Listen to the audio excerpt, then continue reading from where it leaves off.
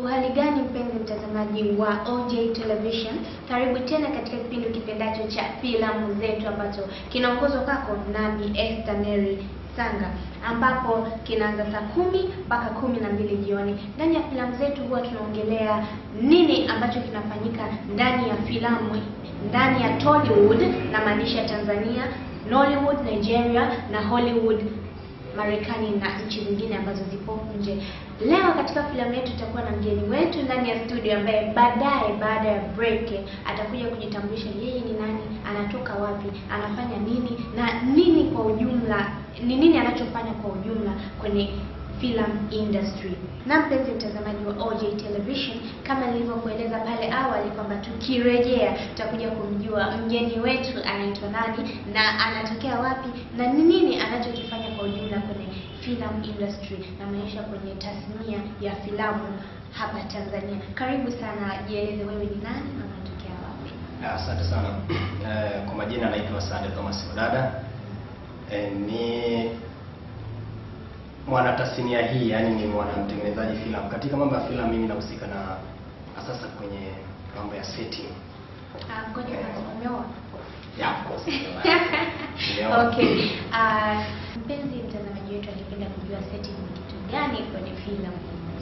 Ni kweli kwa uzoefu nilionao katika mambo ya setting, na mtu akisikia setting anawaza nini au anafikiria ni nini.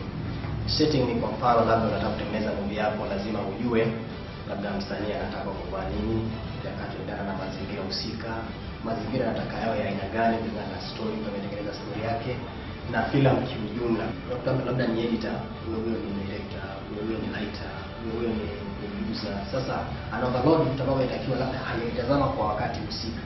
Umeenda location, yeye anataka pale, lakini kuna mtu ambaye una professional yako juu ya. Okay, Odada, kama ulivyosema kwamba Tanzania ni kwamba unakuwa na writer hapo, editor hapo, si nini hapo. Sasa unatofautishaje na film industry nyingine kama Hollywood na Tollywood?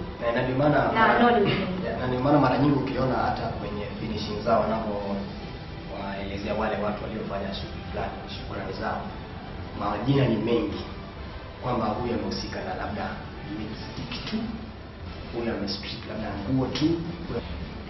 Okay, Mr. Sande Thomas Odada, umetuambia kwamba kuna tatizo la setting kwenye utengenezaji wa filamu za Tanzania. Yeah. Ungependa kuwashauri nini wale ambao wanahusika na setting katika utengenezaji wa filamu za Tanzania? Ni kweli ningependa kuwashauri vitu kama vitatu hivi.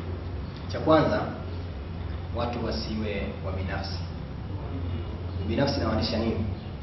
Labda mimi nikijua setting, basi nataka tu mimi tu, kama nafanya production plan najua mambo ya setting, kwa niwe mimi tu. Ni walau tu tunagawana.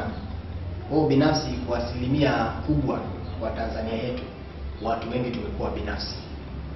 Kwamba mtu amejibebea mzigo ambao sasa hata kuutua kuweka chini anashindwa. Ndio maana kazi zinakuwa hazina ubora zaidi. Yaani mtu amejioverload na mzigo, yaani amejiwekea, yaani kila kitu kichwa sasa anawaza akifika pale atafanya nini. Kwa hiyo walau tuwe tunagawana majukumu kama haya ambayo tumejifunza, wengine kujifunza huko nje, hata kama ni ndani ya Tanzania tunaangalia sasa tuboreshe nini. Na cha pili ambacho ningependa kukisema zaidi ni kwamba Watanzania basi utafute elimu ya nini maana ya setting. Hata ndani ya nyumba yako unatakiwa ufanye setting. Popote pale, hata wewe ukitembea uwe umejiseti mwenyewe kwamba niko vizuri, mtu akikuona anafurahi. Kwa setting inalingana na mtu, rangi unayoipenda, chochote kile unachokipenda basi ukifanyie arrangement, yani kiwe katika mpangilio fulani, tunaona vitu vitenda sahihi. Na cha tatu ambacho ni cha mwisho tena, kwanza nishukuru pia kwa kuniita mahali hapa. Ni nafasi ya pekee ambayo TV ya OJ tunaiona kwenye blogs na nini, tunaifuatilia. Kwa hiyo pokea simu nilipata hamasa fulani, basi nikaelimisha Tanzania. Kwa jambo la msingi kwanza ni washukuru, na wengine wakubali kuitwa. Sio lazima uwe superstar ndio uje sehemu kama hizo. Unaweza kama mtu wa chini ukaelimisha superstar akajua kumbe itakiwa mimi nifanye kitu fulani. Kwa hiyo tasnia ina vitu vingi, usimdharau mtu wa chini, usimdharau mtu yoyote. Kubaliana na hata mtu mdogo anaweza kukuambia kitu fulani basi ukapata matakwa yake. Yeah. Na mpenzi mtazamaji wa OJ Television, kama ndio kwanza unafungulia television yako, kipindi hewani ni filamu zetu kutoka OJ Television.